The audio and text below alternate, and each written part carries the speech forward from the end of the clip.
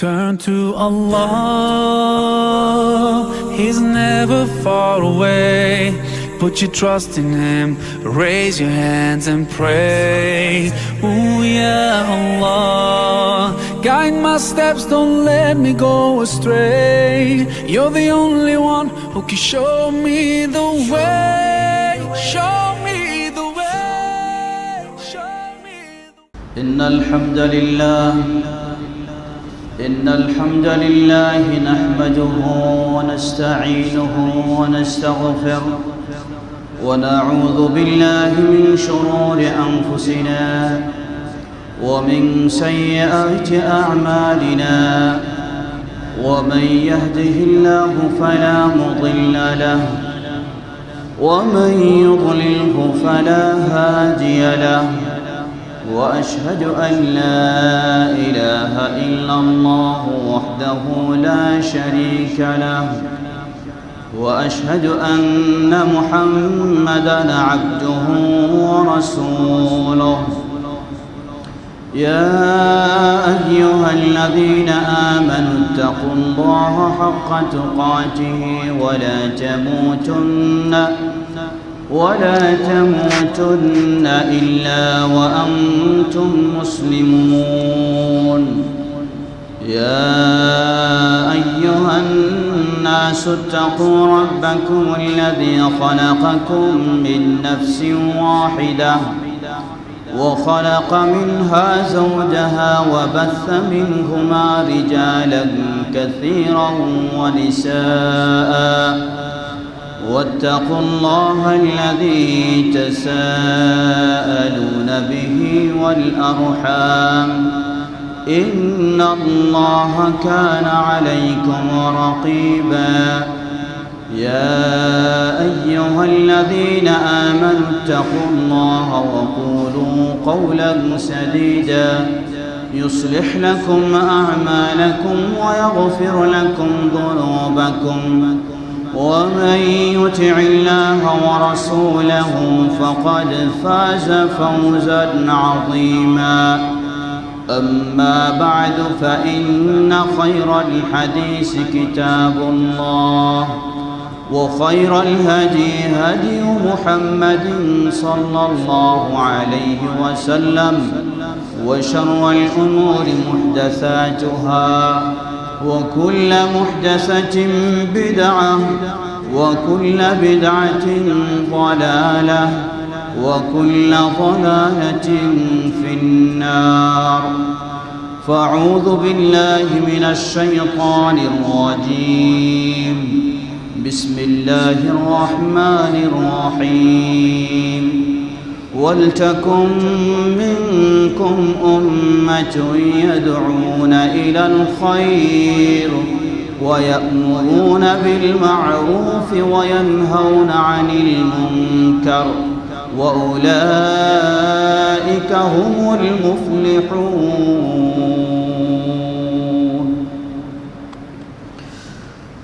الحمد لله শুরুতে আবারও প্রশংসা জ্ঞাপন করছি সেই আল্লাহ সুবহানাহু ওয়া তাআলার, যিনি আমাদেরকে তাঁর বিশেষ অনুগ্রহে তার দ্বীনের পথে চলার তৌফিক দান করেছেন, তার দ্বীনের পথে অটল থাকার সুযোগ করে দিয়েছেন। সেই আল্লাহ সুবহানাহু ওয়া তাআলার প্রশংসা জ্ঞাপনার্থে বলি আলহামদুলিল্লাহ। অতঃপর অসংখ্য সালাত ও সালাম পেশ করছি প্রিয় রাসূল মুহাম্মদ সাল্লাল্লাহু আলাইহি ওয়াসাল্লাম, তাঁর আসহাবে কেরাম, আহলে বাইত, শেষ দিবস পর্যন্ত তাঁর প্রতিটি একনিষ্ঠ অনুসারীদের উপর। সম্মানিত মুসল্লিবৃন্দ, পৃথিবীতে আমরা যারাই রয়েছি, যারাই এসেছি, সকলেই আমরা সফলতা খুঁজি, কিভাবে সফল হওয়া যায়। তবে একজন মুসলিম আরেকজন অমুসলিম, দুজনের সফলতা খোঁজার মাঝে পার্থক্য রয়েছে। একজন অমুসলিম সে সফলতা খোঁজে শুধু পার্থিব জীবনে, আখিরাতে তার কোনো সফলতার চিন্তা সে করে না। আরেকজন মুসলিম সে সফলতা খোঁজে দুনিয়ার জীবনে এবং আখিরাতের জীবনে, বরং দুনিয়ার জীবনে কিছু কষ্ট হলেও আখিরাতের সফলতাকেই একজন মুমিন তার জীবনে সব ক্ষেত্রেই প্রাধান্য দেয়। এটি একজন মুমিনের বৈশিষ্ট্য এবং অমুসলিম থেকে মুসলিমের যে একটি বড় ধরনের পার্থক্য। ছোট্ট একটি আয়াত, সূরা আল ইমরান 104 নম্বর আয়াত। আল্লাহ রাব্বুল আলামিন এই আয়াতেও সফলতার একটি গুরুত্বপূর্ণ দিক তুলে ধরেছেন। আপনি সফল হতে হলে যেগুলি কাজ করতে হবে সেগুলির একটি গুরুত্বপূর্ণ দিক আল্লাহ তুলে ধরেছেন। ব্যক্তি হিসাবে সফল হতে হলে, সমাজকে সফল করতে হলে, দেশকে সফল করতে হলে, জাতিকে সফল করতে হলে অবশ্যই এই বিষয়টি পালনের কোনো বিকল্প পথ নেই। আল্লাহ রাব্বুল আলামিন বলেন, ওয়ালতাকুম মিনকুম উম্মাতুন ইয়াদউনা ইলাল খায়র, তোমাদের মাঝে এমন একটি দল হওয়া উচিত, এমন একটি দল থাকা উচিত যেই দলটি বিশেষভাবে এই বৈশিষ্ট্যের অধিকারী হবে, এ দায়িত্ব পালন করবে। ইয়াদউনা ইলাল খায়র, তারা সকল মানুষকে কল্যাণের দিকে আহ্বান জানাবে, ক্ষতির দিকে নয়, অকল্যাণের দিকে নয়, কল্যাণের দিকে আহ্বান জানাবে। মুসলিমকেও কল্যাণের দিকে আহ্বান জানাবে, অমুসলিমকেও কল্যাণের দিকে আহ্বান জানাবে। আর কল্যাণ বলতে পৃথিবীতে সমগ্র মানব জাতির কল্যাণের জন্য আল্লাহ সুবহানাহু ওয়া তাআলা একটি জীবন আদর্শ দিয়েছেন, জীবন বিধান দিয়েছেন, সেটির নামেই হচ্ছে ইসলাম। সুতরাং এখানে কল্যাণ দ্বারা উদ্দেশ্য হচ্ছে, মূল কল্যাণের বিষয় হলো ইসলাম। অতএব আমাদের মাঝে এমন কিছু ব্যক্তির একটি দায়িত্ব পালন করতেই হবে যারা সকলকে এই কল্যাণ, এই ইসলামের দিকে আহ্বান জানাবে। তাদের আরও কাজ হবে ইয়ামুরুনা বিল মারুফ, তারা নিজেরা সৎ কাজ করবে, অন্যকেও সৎ কাজের দিকে নির্দেশ দিবে, উপদেশ দিবে, আহ্বান জানাবে। হয়তো এই আয়াতে বলা হয়নি যে তারা নিজেরা করবে এবং অন্যকেও সৎ কাজের উপদেশ দিবে, এইভাবে বলা হয়নি। আয়াতের অর্থ হলো তারা অন্যকে সৎ কাজের উপদেশ দিবে। তাহলে নিজেরা করবে, এটি কেন যোগ করলাম আমরা? আল্লাহ সুবহানাহু ওয়া তাআলা অন্য আয়াতে ইহুদিদের বৈশিষ্ট্য বর্ণনা করতে গিয়ে বলেছেন যে ইহুদিরা মানুষকে ন্যায় কাজের উপদেশ দেয়, কিন্তু তারা নিজেরাই সেই ন্যায় কাজ করে না। মানুষকে অন্যায় থেকে বাধা দেয়, কিন্তু নিজেরাই সেই অন্যায় থেকে বিরত থাকে না। আল্লাহ রাব্বুল আলামিন এই বৈশিষ্ট্য তাদের তুলে ধরেছেন। তাহলে প্রকৃত মুসলিম যারা হবে, ইসলামের অনুসারী, তাদের বৈশিষ্ট্য হলো তারা নিজেরা ন্যায় কাজ করবে, ভালো কাজ করবে এবং মানুষকে এই ভালো কাজের দিকে পথ দেখাবে, উপদেশ দিবে, নির্দেশ দিবে। ঠিক তেমনইভাবে তারা নিজেরা এই খারাপ কাজ থেকে বিরত থাকবে, মানুষকেও, সমাজের মানুষ, দেশের মানুষ সকলকে এই খারাপ থেকে বিরত রাখবে। এই বৈশিষ্ট্য যে মুসলিমরাই গ্রহণ করতে পারবে, এই বৈশিষ্ট্যের অধিকারী হতে পারবে, আল্লাহ সুবহানাহু ওয়া তাআলা ঘোষণা দিলেন, উলাইকা হুমুল মুফলিহুন, এরাই হচ্ছে সফল কাম, এরাই হচ্ছে সার্থক। সম্মানিত মুসল্লিবৃন্দ, সুতরাং প্রতিটি মুসলিমের নর ও নারী সকলকেই তার ক্ষেত্র বিশেষে, তার যোগ্যতা বিশেষে, তার অবস্থা অনুযায়ী এই ভূমিকা অবশ্যই সকলকেই কম বেশি রাখতেই হবে। একজন নারী হিসাবে তিনি তার সীমানায় রাখবেন, একজন পুরুষ হিসাবে তিনি তার সীমায় রাখবেন, একজন শাসক হিসাবে তিনি তার সীমায় রাখবেন, একজন শাসিত হিসাবে তিনিও তার সীমায় এই ভূমিকা অবশ্যই রাখবেন। তাহলেই সর্বশেষে সর্বক্ষেত্রেই সকলের পক্ষে সফলতা লাভ করা সম্ভব হবে। আর যদি এই ভূমিকা আমরা রাখতে না পারি, তাহলে কখনো সফলতার আশা করা যায় না। আসুন, বর্তমান প্রেক্ষাপটে আমাদের প্রতিটি মুসলিমের এমন একটি দায়িত্ব এসে গেছে।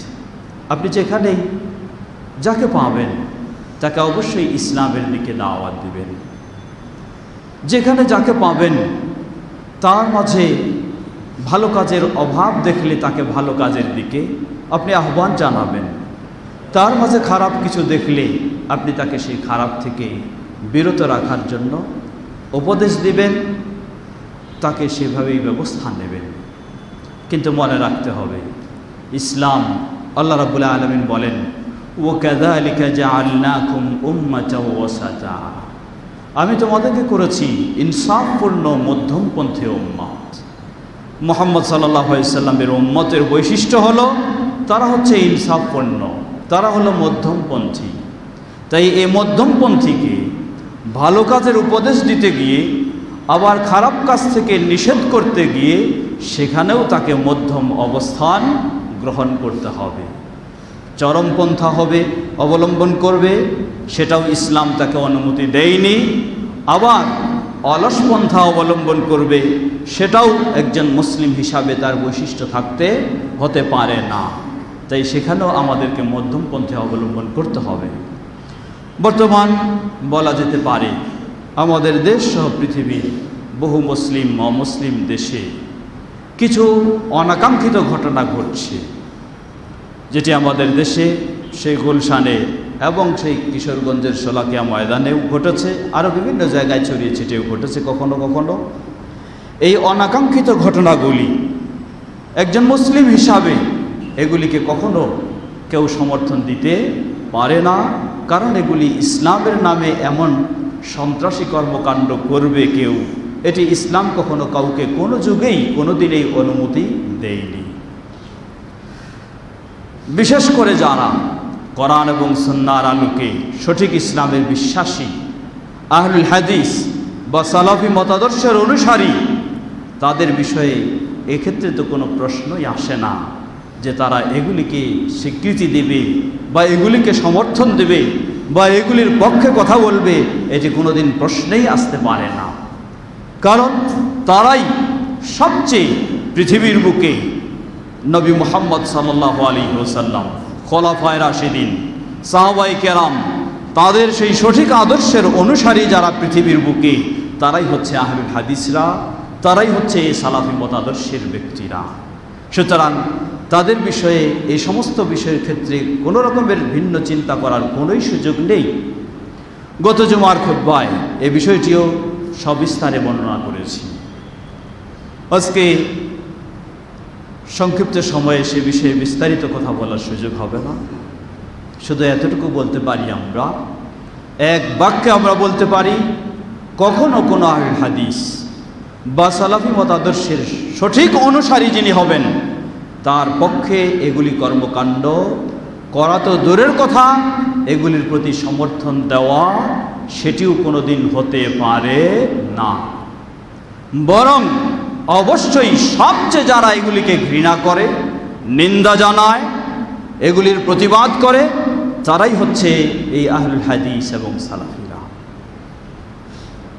কিন্তু বর্তমান আমাদের দেশেও একটি ভিন্ন প্রেক্ষাপট দেখা দিচ্ছে, যেই প্রেক্ষাপট আহলুল হাদিসরা এটাকে ঘৃণা করে, সালাফি মতাদর্শের অনুসারীরা এটাকে ঘৃণা করে, নিন্দা জানায়, প্রতিবাদ জানায়, কিন্তু তারা যখন এটিকে প্রকাশ্যে বলছে না, মিডিয়ার সামনে উপস্থাপন করছে না, যার কারণে কিছু ব্যক্তি অসৎ উদ্দেশ্যে আহলুল হাদিস বা সালাফিদেরকে এগুলিতে জড়িয়ে দেওয়ার চেষ্টা করার অপচেষ্টায় তারা কর্মকাণ্ড বা ষড়যন্ত্রমূলক কর্মকাণ্ড চালিয়ে যাওয়ার চেষ্টা করছে। এমন প্রেক্ষাপটে এই আহলুল হাদিস বা সালাফিদের শরীয়তসম্মত পন্থায় এ সমস্ত কর্মকাণ্ডের প্রতিবাদমূলক তাদের বক্তব্য, অবস্থান, এটি মিডিয়ার মাঝেও, মিডিয়ার সামনেও এটিকে তুলে ধরা অপরিহার্য একটি দায়িত্ব এসে গেছে।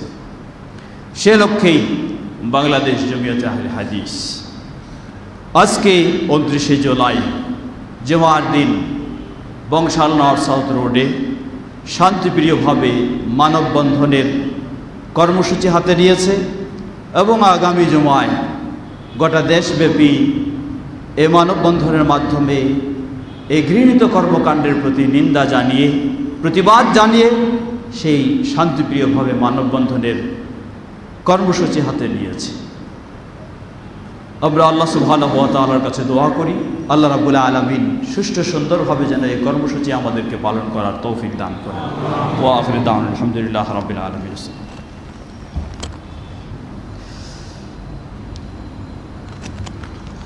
আলহামদুলিল্লাহ ওয়াসসালাতু ওয়াসসালামু আলা আবদিল্লাহি ওয়া রাসূলিহি নবিয়িনা মুহাম্মদ ওয়া আলা আলিহি ওয়া সাহবিহি আজমাইন, আম্মা বা'দ। সম্মানিত মুসল্লিবৃন্দ, বাংলাদেশ জমিয়তে আহলে হাদিস সব সময় বলা যেতে পারে এই ভারতীয় উপমহাদেশে 1906 সাল থেকে সাংগঠনিকভাবে আহলুল হাদিসরা রয়েছে। 1946 সাল থেকে এই বাংলার ভূমিতে আহলুল হাদিসরা সাংগঠনিকভাবে বাংলাদেশ জমিয়তে আহলে হাদিস এই সত্যের পথে, ন্যায়ের পথে, হকের পথে শান্তিপ্রিয়ভাবে কাজ করে যাচ্ছে।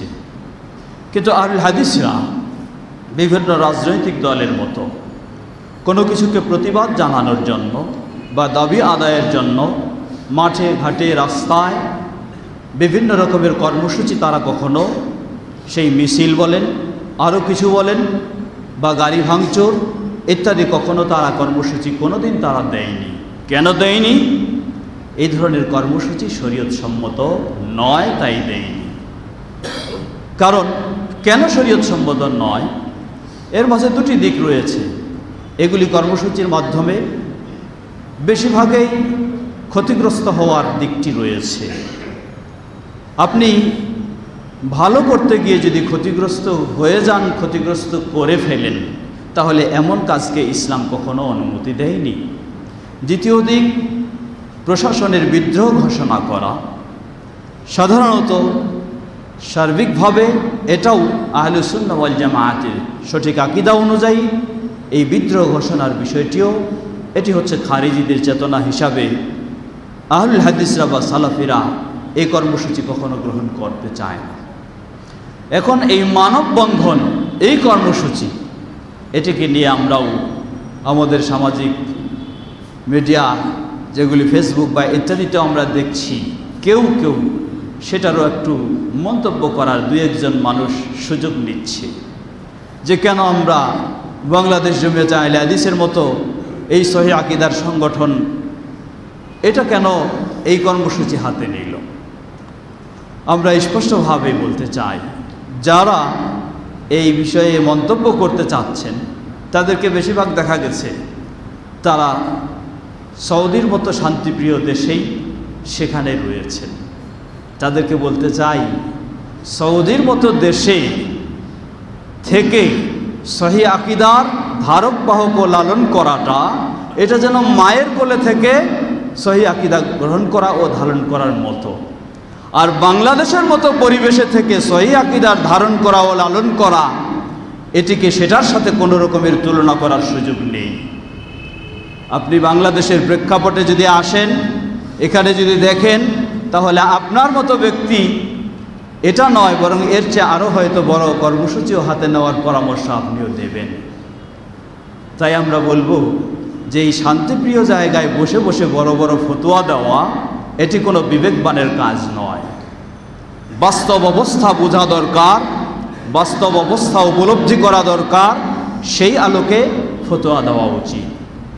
জানেন আপনারা, এদেশে আলহামদুলিল্লাহ এখন উন্নত প্রযুক্তির প্রচার মাধ্যমে সর্বস্তরের মানুষেরা কোরআন ও সহিহ হাদিসের দাওয়াত তারা সহজে পেয়ে যাচ্ছে।